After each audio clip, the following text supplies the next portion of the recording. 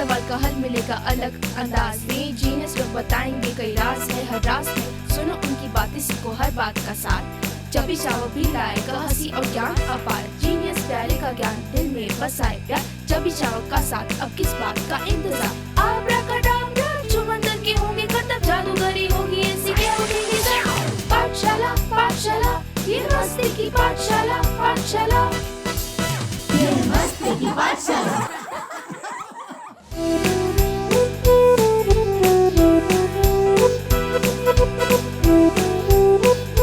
नमस्ते, आदाब, सत श्री अकाल। आप सभी का फिर से स्वागत है हमारे मस्ती भरे प्रोग्राम में, जिसका नाम है मस्ती की पाठशाला।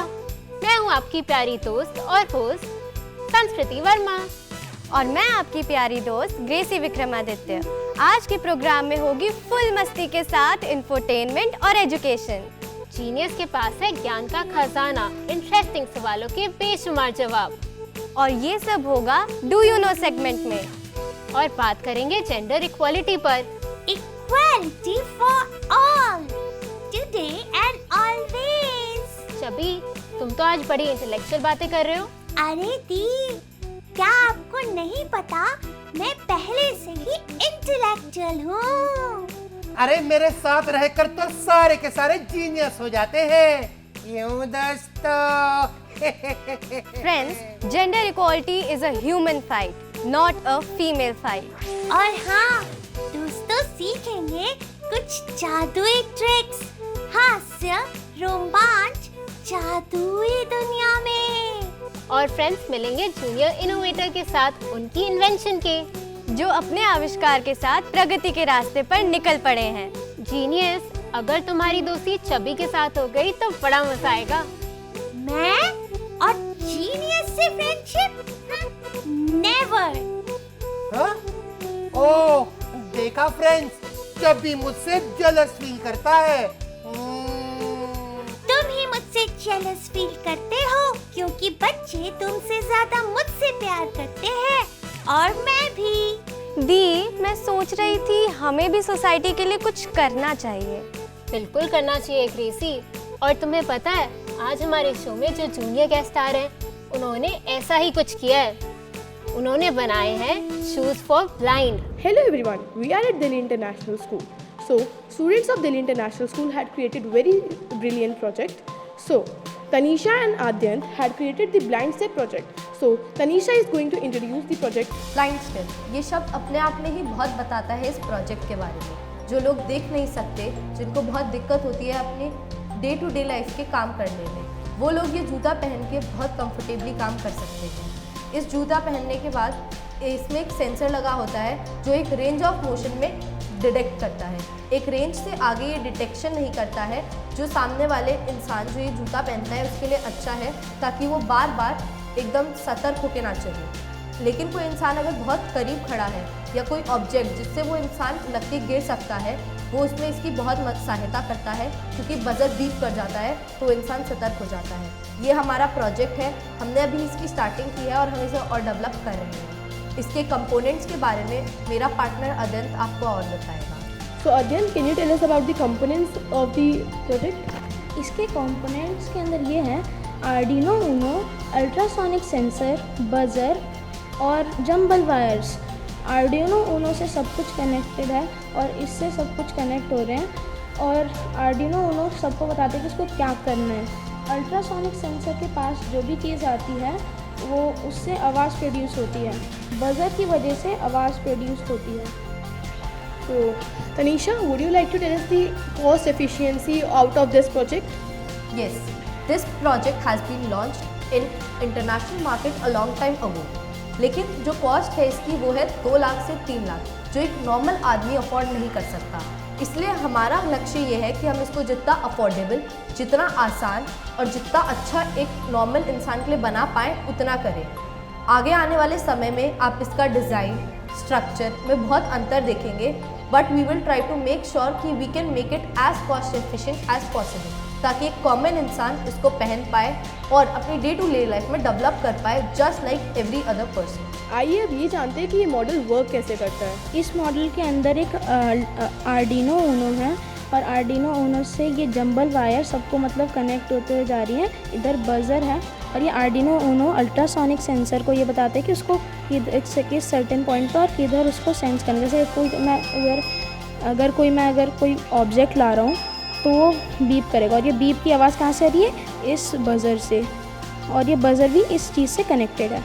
Thank you Tanisha and Adyan for creating such a brilliant project. This will help you for the future for the visually impaired person to navigate safely. Thank you. Wow, it's amazing. Amazing तो है Gracy. So let's welcome Adyant and Tanisha from Delhi International School, Dwarka, Delhi.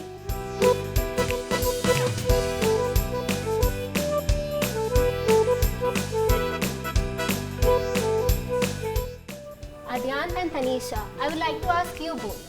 आप लोगों ने इतने अच्छे invention का idea कैसे सोचा? What inspired you both? जैसे हम सब जानते हैं कि ब्लाइंड पीपल बिना किसी डिफ़िकल्टी के घर और घर से बाहर नहीं जा सकता। इस समस्या का समाधान ढूंढते हुए हमने ब्लाइंड स्टेप्स का इन्वेंशन किया। और इस शू के अंदर एक सेंसर है जो कि ब्लाइंड पीपल को एकदम फुल्ली इंडिपेंडेंट रखता है कि वो बाहर फुल्ली घूम सकते हैं और किसी की भी बिना हेल्प के। Wow, Adyant, that is amazing. What are your future expectations with these shoes for blind?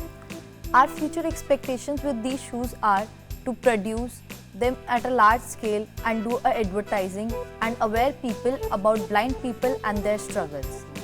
It is our motive that more and more people should know about this, as it is a topic that has been neglected by people from a long period of time.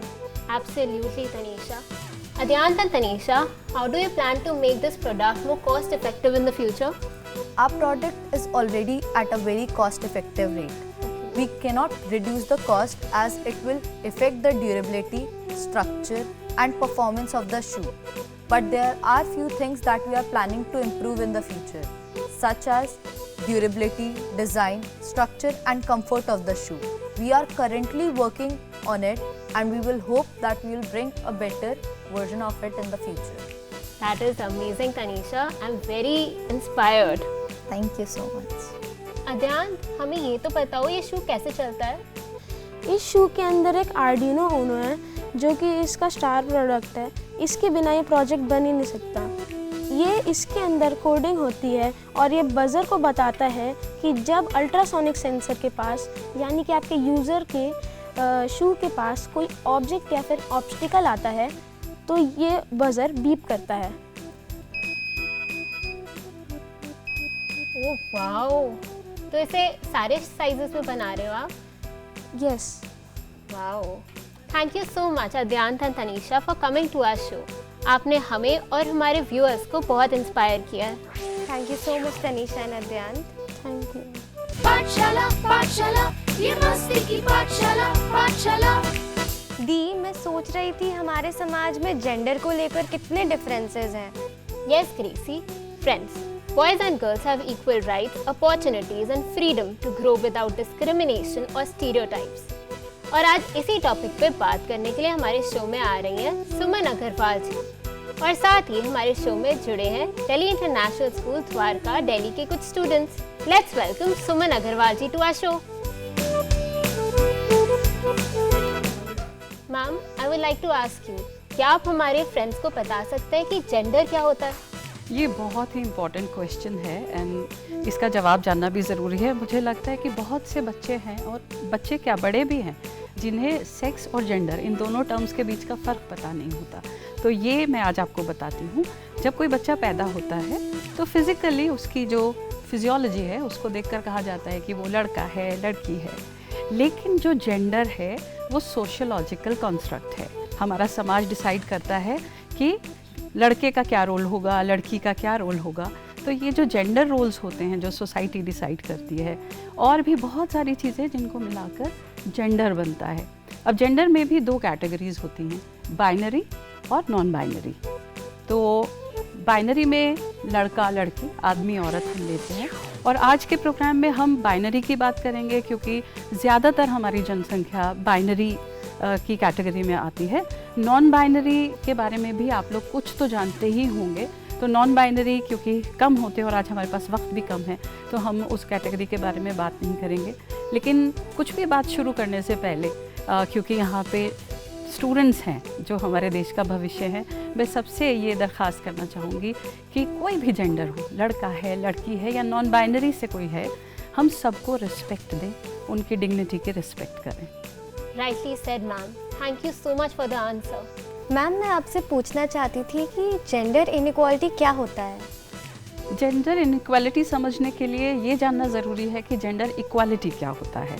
तो जैसा संस्कृति ने अभी कहा था कि दोनों genders, कोई भी जेंडर हो, उसको बराबर की अपॉर्चुनिटीज़ मिले, यानी अवसर मिले, उसको बराबर के मौके मिलें, चाहे वो नौकरी के हों या शिक्षा के हों, और साथ में ही बराबर की जिम्मेदारियां भी मिलें। सो डिसीजन लेने की जो पावर है, डिसीजन लेने का जो अधिकार है, वो अधिकार भी सबको मिलना चाहिए, अवसर भी मिलने चाहिए और जिम्मेदारियां भी मिलनी चाहिए। तो अगर समाज में सभी जेंडर्स को बराबर ये अधिकार मिलते हैं, अपॉर्चुनिटीज़ मिलती हैं, तो हमारा समाज बहुत विकास कर सकता है। Great thought ma'am, thank you for the answer ma'am. Ma'am, I would like to ask you, हमारे समाज में जेंडर इनइक्वालिटी क्यों है? ये जो कहानी है ये बहुत पीछे से शुरू होती है, क्योंकि सैकड़ों सालों से हमारा समाज पितृसत्तात्मक समाज था, यानी पेट्रियार्कल सोसाइटी थी। पुरुषों को ख़ास अधिकार होते थे और वो जो निर्णय लेना चाहते थे परिवारों में, समाज में, वही निर्णय लेते थे। विशेष अधिकार भी होते थे, मेल प्रिविलेज जिसको कहते हैं।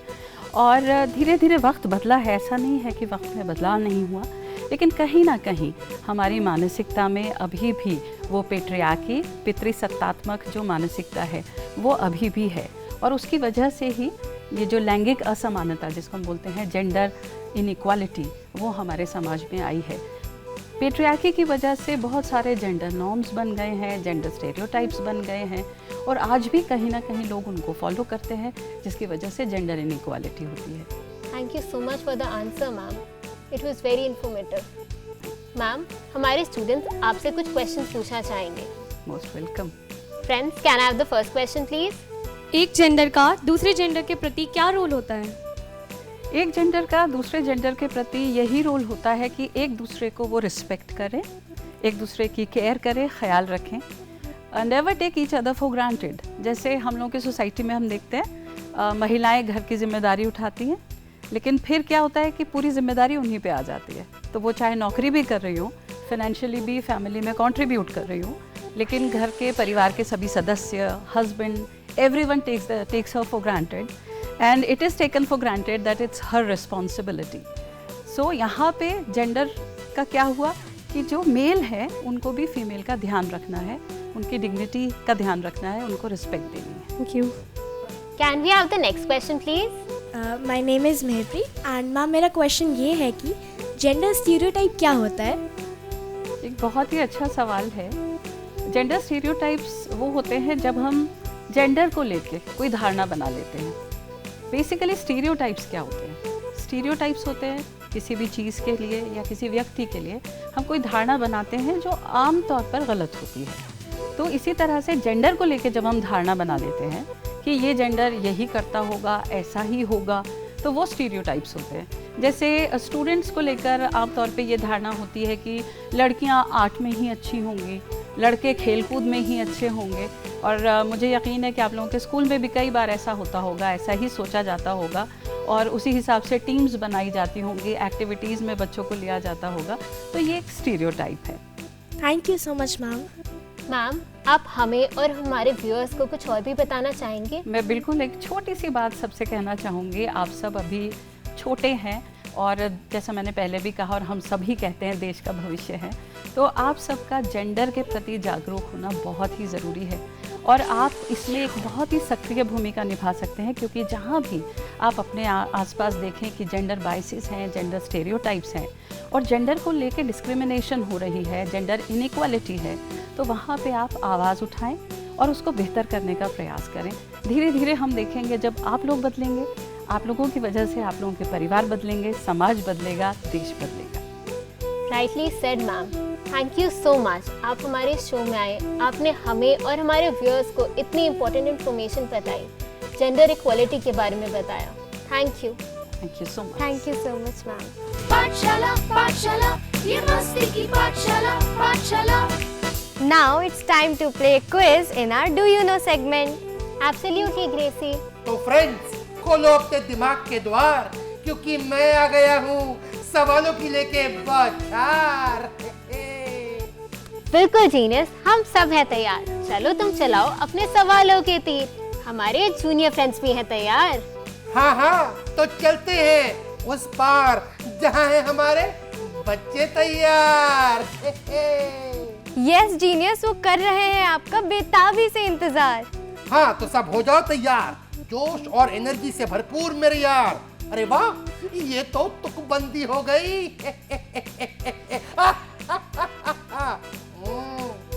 आहा, तो मेरे दोस्तों तैयार हो आज की क्विज के लिए?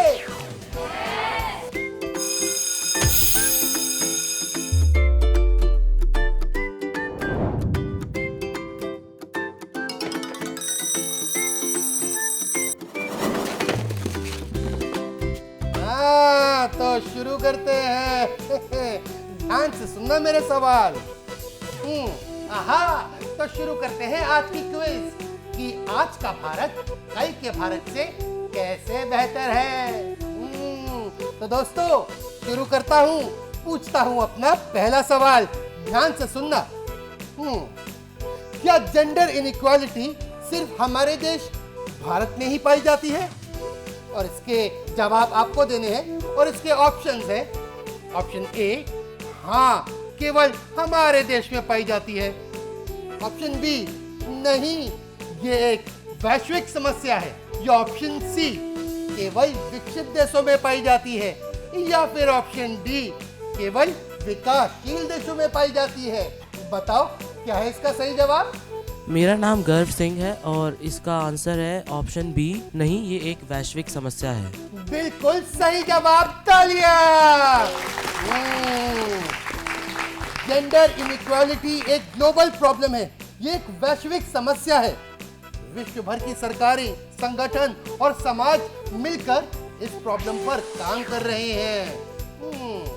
और अब मेरा दूसरा सवाल, शिक्षा में लिंग समानता क्यों आवश्यक है? और आपके ऑप्शंस हैं, ये लड़कों और लड़कियों दोनों को समान अवसर प्रदान करता है।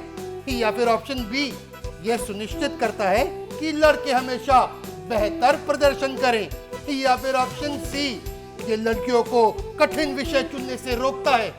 या फिर ऑप्शन डी, ये केवल लड़कियों को सफलता दिलाने के लिए है। तो बताओ क्या है इसका सही जवाब? बोलो बोलो। मेरा नाम टिंशा है और इसका उत्तर है ए, लड़के और लड़कियों को समान अवसर देता है।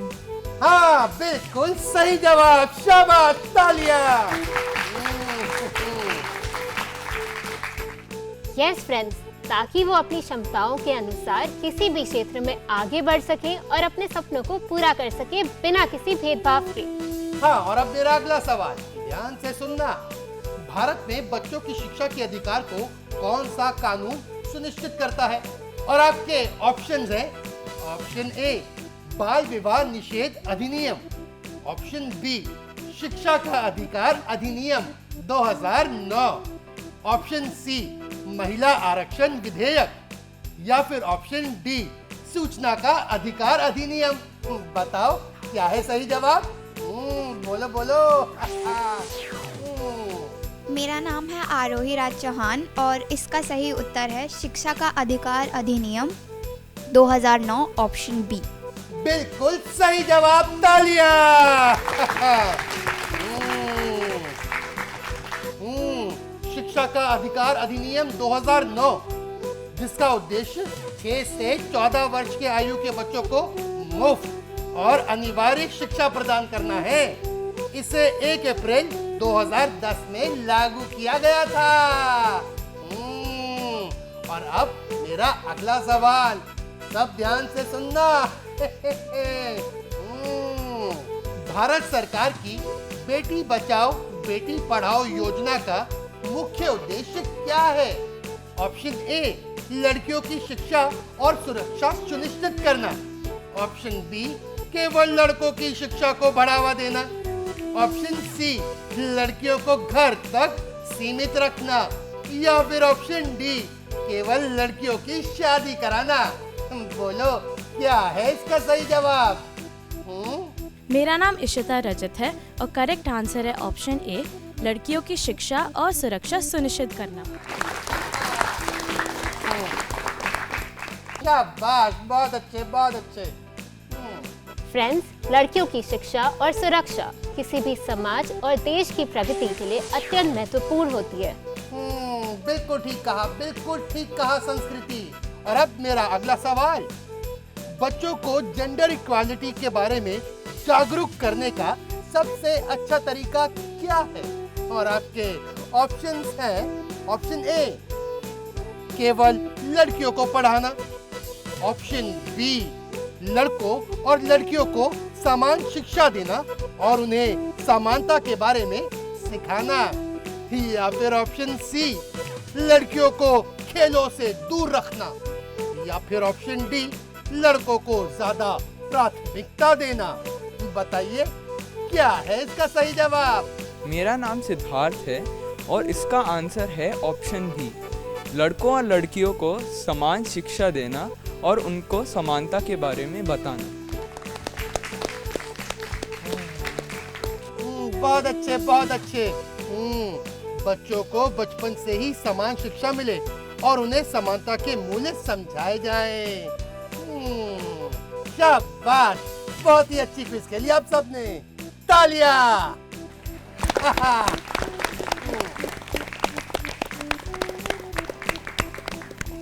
छबी, where are you? We are late. क्यों? क्या हुआ? दी, किस लिए लेट? मैं कर रहा हूँ wait. The magician Rahul Baranwal is on the gate. Yes, friends, every trick has a secret, but the real magic lies in the mystery. Let's welcome Rahul Kumar Baranwal.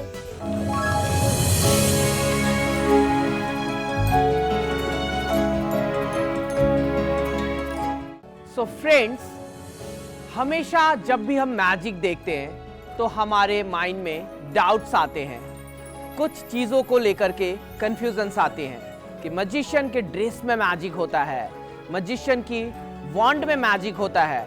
कुछ लोग ऐसा सोचते हैं कि स्लीव के अंदर से मैजिशियन मैजिक करते हैं। दोस्तों, आपके माइंड के डाउट को हमेशा के लिए ख़त्म करने के लिए मैं आपके बीच से भी बुला करके आपके साथ मैजिक करता हूँ।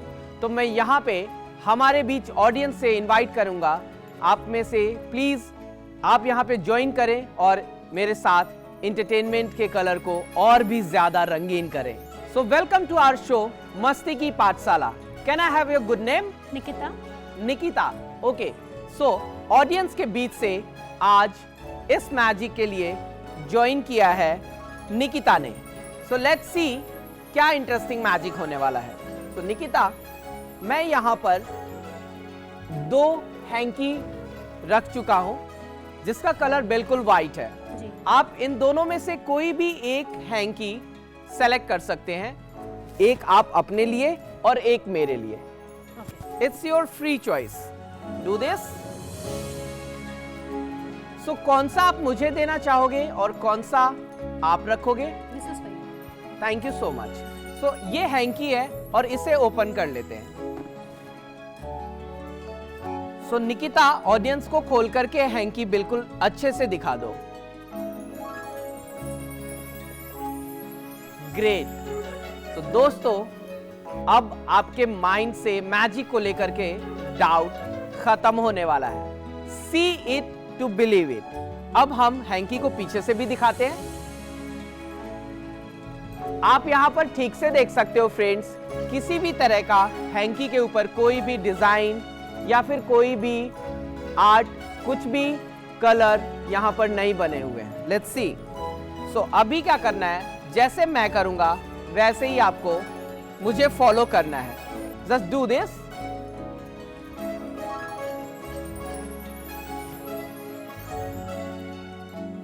अभी आपका हाथ नीचे ले जाना है, सेंटर में एक फिंगर को इस तरीके से स्टैंड करके और ऐसे पकड़ लेना है बिल्कुल अच्छे से। Do this. फाइन। अभी हमें क्या करना है, अपने फिस्ट में हैंकी को बंद करना है और इसका बहुत छोटा सा पार्ट बाहर निकालना है, लाइक दिस। इतना निकाल सकते हैं कि हमारे व्यूअर्स को, ऑडियंस को अच्छे से दिखाई दे। सो अभी हम नेक्स्ट क्या करने वाले हैं, लेट्स सी। क्या आप मेरी हेल्प कर सकते हो इसको पकड़ के ऊपर? यस।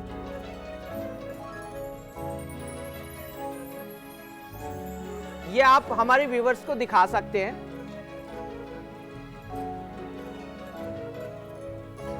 सो फ्रेंड, मैंने हैंकी को बीच से इस तरीके से बिल्कुल काट दिया है और इसमें से एक सर्कल बन के निकल चुका है। अभी आपकी बारी। हाँ,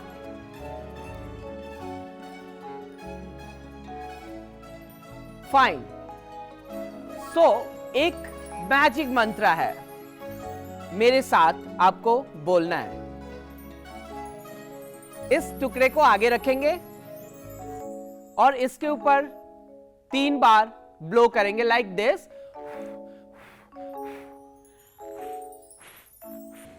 okay, just say with me. जिनजिलाई, जिनजिलाई, आब्राकाडाब्रा, आब्राकाडाब्रा, बैगी बैगी, बैगी बैगी, छो छो। और इसे कवर कर लेंगे अपने कटे हुए टुकड़े को। फाइन, इसको अंदर डाल देंगे। वेट, हमें मैजिक स्टिक की जरूरत है।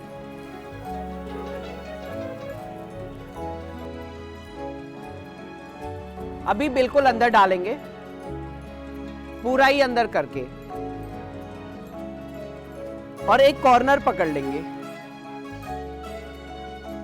फाइन, अभी हम देखते हैं क्या मैजिक हुआ। आपको कैसा लगता है कि ये होगा या नहीं? होगा। होगा? ऐसा क्यों लगता है आपको? Because I have a positive feeling about it. Let's see. 1, 2, and it's 3. Oh wow. Nothing is here. Fine. Let's see. It's completely restored.